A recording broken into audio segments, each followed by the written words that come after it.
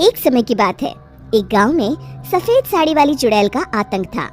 चुड़ैल रात भर गांव में घूमती और गांव का जो भी आदमी उसे दिखाई देता उसे वो घायल कर देती। अरे कोई तो बचाओ, मर गया रे।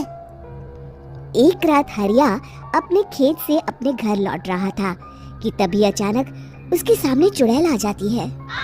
अरे बाप रे, ये चुड़ैल कहाँ से आ गई? आज तो मैं गया काम से।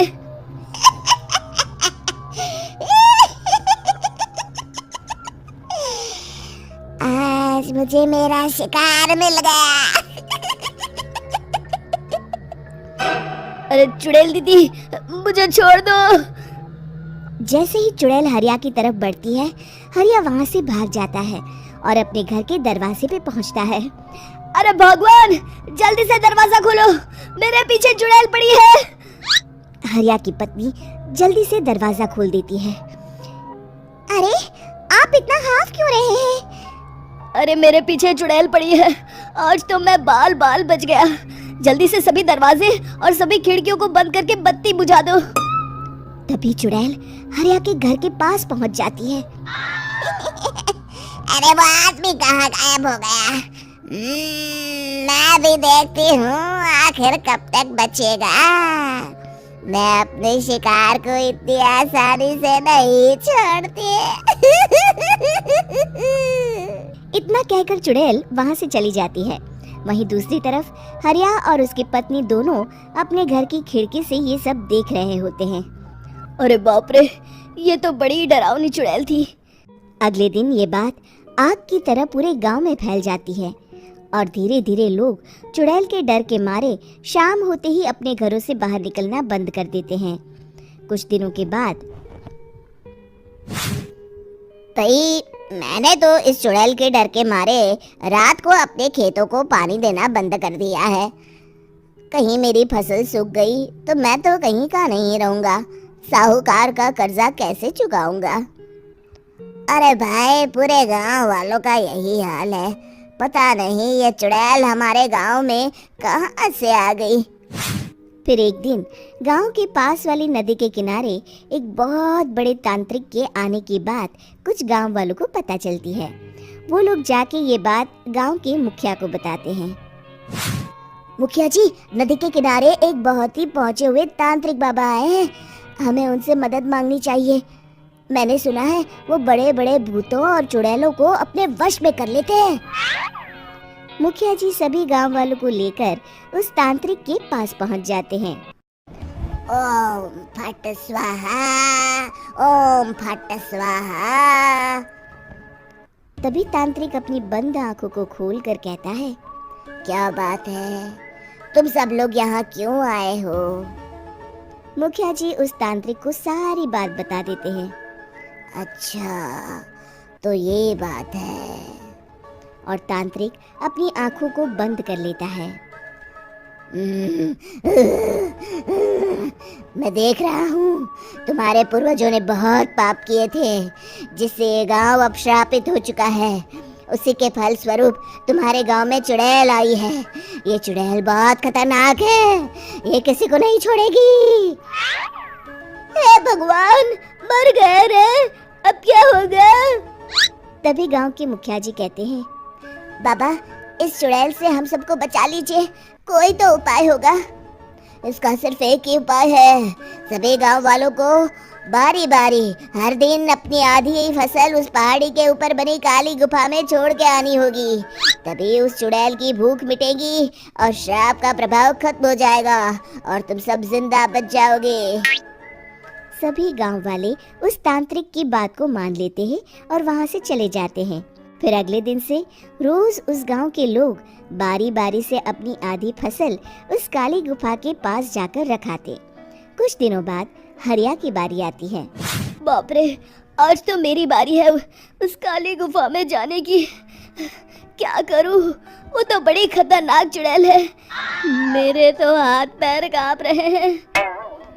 फिर हरिया डरते डरते अनाज की बोरियां अपनी बैलगाड़ी में लाद देता है। तभी हरिया की पत्नी उससे कहती है, देखो जी, संभल के जाना और किसी भी हालत में शाम होने से पहले वापस आ जाना। उस चुड़ैल का कोई भरोसा नहीं है जी। हरिया बैलगाड़ी में बैठते हुए कहता है, भगवान, मैं क्या वापस आऊंगा?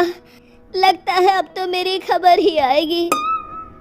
इतना कहकर हरिया वहां से चला जाता है। रास्ते में जंगल से गुजरते हुए हरिया की बैलगाड़ी का एक चक्का बड़े गड्ढे में फंस जाता है। हे भगवान, अब ये क्या मुसीबत है? हरिया नीचे उतर के पूरी ताकत से अपनी बैलगाड़ी को गड्ढे से निकालने की कोशिश करता है। बहुत देर मेहनत करने के बाद हरिया की बैलगाड़ी उस गड्ढे से बाहर निकल जाती है। हे भगवान, अब तो शाम होने वाली है। आज तो मैं गया काम से। जैसे तैसे हरिया काली गुफा में पहुंच जाता है। अरे मर गया रे, यहाँ तो चारों तरफ डरावना माहौल है। मैंने यहाँ आने में बहुत देर कर दी, कहीं चुड़ैल नाराज ना हो जाए। हरिया अनाज की बोरिया वहां रख के जैसे ही जाने लगता है, तभी उसे किसी के आने की आवाज सुनाई देती है। हरिया एक कोने में छुपकर अंदर देखने लगता है। चुड़ैल वहां आती है और फिर अपने चेहरे से नकली चुड़ैल का मुखौटा निकाल देती है। हरिया ये देख के हक्का बक्का रह जाता है। तभी चुड़ैल कहती है, भैया यहाँ आना, आज तो बहुत अनाज आया है।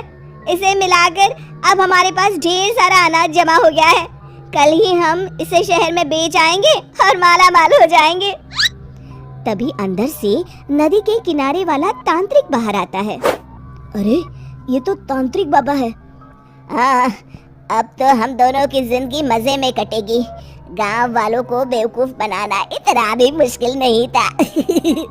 लोग तो तुम्हें सच में असली चुड़ैल समझते हैं। हाँ, तुमने सही कहा। अब ये गांव वाले चुड़ैल के डर से जिंदगी भर इस काली गुफा में अनाज पहुंचाते रहेंगे। अच्छा, तो ये बात है। ये दोनों पूरे गांव वालों को बेवकूफ बना रहे हैं। अभी जाकर सबको बताता हूँ। हरिया उन दोनों की पूरी बातें सुन लेता है और जल्दी से वापस गांव में आता है। गांव वालों को पूरी बात बता देता है। इससे पहले वो दोनों हमारा अनाज लेकर शहर जाए, हमें उन दोनों को पकड़ना होगा।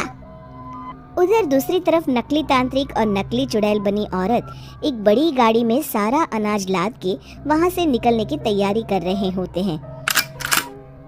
जल्दी करो, इससे पहले हमें कोई देख ले। हमें यहाँ से निकलना होगा। और तभी वो दोनों देखते हैं कि सामने से सभी गांव वाले अपने अपने हाथों में मशाल लेके आ रहे हैं।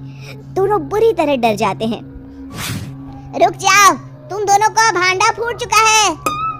अरे मर गए रे, ये गांव वाले कहाँ से आ गए? तुमने क्या सोचा इतनी आसानी से यहाँ से निकल जाओगे? ये अनाज हमने अपने खून पसीने से दिन रात खेतों में मेहनत करके उगाया है। दोनों मुखिया जी के पैरों में गिर जाते हैं। हमें माफ कर दीजिए, हम दोनों एक नंबर के कामचोर हैं। बिना मेहनत किए पैसे कमाना चाहते थे। हाँ, अब हम आगे से मेहनत मजदूरी करके पैसे कमाएंगे। हमें कुछ मत करना, हमें छोड़ दीजिए। इतना कह के दोनों गांव छोड़ के भाग जाते हैं और सभी गांव वाले फिर से खुशी खुशी रहने लगते हैं। शिक्षा, तभी तो कहते हैं कि किसी भी समस्या का समाधान केवल सूझबूझ से ही करना चाहिए और कभी हिम्मत नहीं हारनी चाहिए। दोस्तों, हमें उम्मीद है कि आपको हमारी ये कहानी पसंद आई होगी। कृपया हमारे चैनल को सब्सक्राइब करें और सभी अपडेट्स के लिए बेल आइकन जरूर दबाएं। और हाँ, वीडियो लाइक और शेयर करना मत भूलिएगा। Bye bye.